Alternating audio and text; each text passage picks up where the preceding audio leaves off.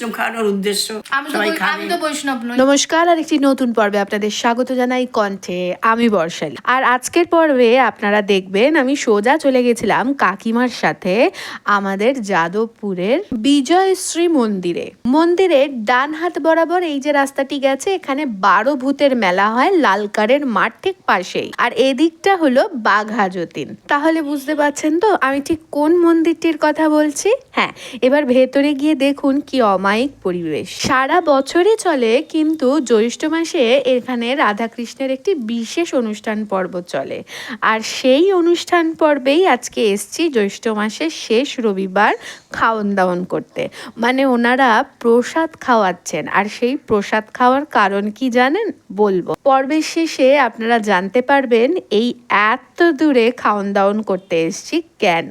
এই মন্দিরটির পাশেই আমার কাকার বাড়ি, আর কাকিমার সঙ্গে করে নিয়ে এসছেন এই মন্দিরে। যা যত্ন করে খাওয়া দাওয়া করিয়েছেন এনারা, সে আর কি বলবো। তবে ভগবানের প্রসাদ পাচ্ছি এই না কত, তাই না? কি দিয়েছিল দেখুন। প্রথমেই ছিল পনির পাসিন্দা। উফ, দারুণ খেতে ছিল।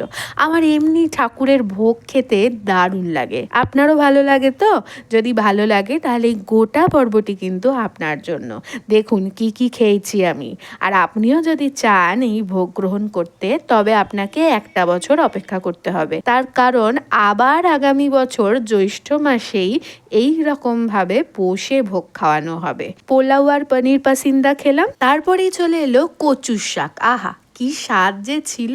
কোন ভগবানের কচুর শাক খুব প্রিয় বলতে পারেন? বলতে পারলে আপনাকে কিন্তু একটা বড় ক দেব। মটর ডাল এবং তার সাথে আলুর পকোড়া। উফ, কি যে দারুণ টেস্ট, কি বলবো। আমি তো একেবারে সাবরে সুবরে একেবারে একাকার করে ফেলেছি। অত্যন্ত যত্ন সহকারে ওনারা সবাইকে আপ্যায়ন করে খাওয়াচ্ছেন, যা দেখে আমার দারুণ লেগেছে। এবং যাচাইও করছেন কিন্তু ভরপুর। এই যে চলে এসছে আমার প্রিয় ছানার কোপ্তা। আমার কিন্তু দারুণ লাগে। এটা ছানার কোপ্তা বলে না ছানার বড়া বলে আমি ঠিক জানি না, যাই হোক, কিন্তু খেতে দারুণ ছিল জানেন তো। আমি সত্যি বলছি, এরকম খাবার যদি রোজ খেতে পারি না, মাছ মাংস খাওয়া ছেড়ে দেবো। সত্যি কথা, একদম প্রমিস বলছি। যেমন রান্নার স্বাদ তেমন আতিথেয়তা। খুব ভালো লেগেছে জানেন তো। আবার পরের বছর যাব। আর এত যাচাই করলে কি খাওয়া যায়? পেট তো একটুখানি, কত খাবো, তাই না? আর আমার চেহারাটা বড়, কিন্তু তা বলে বিশাল খেতে পারি এমনটা না। এই যে দিয়ে গেলেন চাটনি পাঁপড়, তারপরেই একটি আম, আর তার সাথে পায়েস। আহা, পায়েস দেখে আমটা পাশে রেখে একটু মুখে দেওয়া মাত্রই ওহো ভাই সাহাব, এই পায়েসের টেস্ট অসাধারণ। আমি তো এমনি পায়েস ভালো খাই, আর তারপরে দিয়ে গেল এইরকম রসগোল্লা। ইনি সবাইকে জিজ্ঞেস করছিলেন সব ঠিক আছে তো। আরে ঠিক না থেকে পারে? ভগবানের প্রসাদ বলে কথা, তাই না? এদিন মাকে সঙ্গে করে নিয়ে যেতে পারিনি। ওই যে মার মাঝে শরীরটা খারাপ হয়েছিল না, ঠিক সেই সময় আমি গিয়েছিলাম এখানে, তাই মাকে সঙ্গে করে নিয়ে যাওয়া হয়নি। আর এই গরমের মধ্যে মা পারতও না। পরের বার সব ঠিক থাকলে আর ভগবান টানলে মাকে সঙ্গে করে ঠিক নিয়ে যাব। এই যে আমাদের খাওয়া দাওয়া শেষ, হাত ধোয়ার পালা এবার। এই যে দেখেছে, এনারা হয়তো এই মন্দিরেরই সেবক। তারা নিজেরাই আমাদের এঁঠো পাত তুলছে, আমাদের খেতে দিচ্ছে। খুব ভালো লেগেছে জানেন। একটু চলুন আমরা কীর্তন শুনি।